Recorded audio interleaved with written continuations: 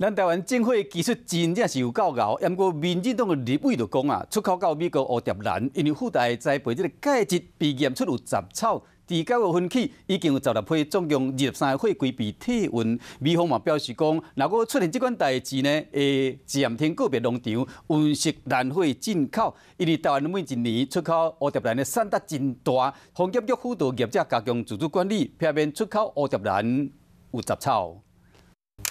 利用纳米喷染技术，乌蝶兰变做乌克兰国旗的黄蓝配色。唔但喷染，台湾乌蝶兰养殖技术嘛真高。2021年外销14020吨，是重要的出口货。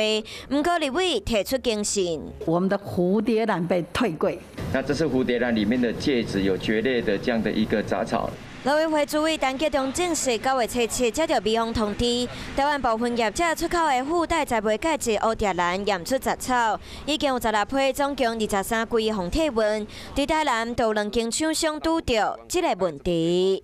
我们公司被退柜回来啊，以前没有因为草的问题啊，大陆水草加进来的话，我们的杂草的量体好像有增加的趋势。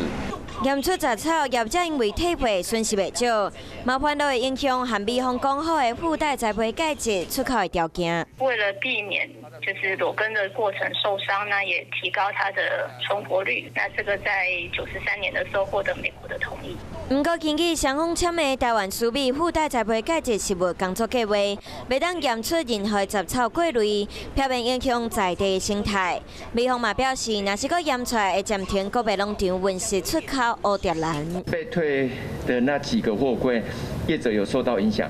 那目前我们只要做好这一些的防检疫的管理，应该可以顺利过关。陈吉中强调，已经和美方沟通，嘛要求业者加强自主管理，确保乌蝶兰出口美国会顺利。Hello， 大家好，我是乃瑜，要教给大家2个任务。第一个，华视新闻的脸书专页，你按赞了吗？还有华视新闻的 YouTube 频道，赶紧订阅起来，还要记得按赞，开启小铃铛哦。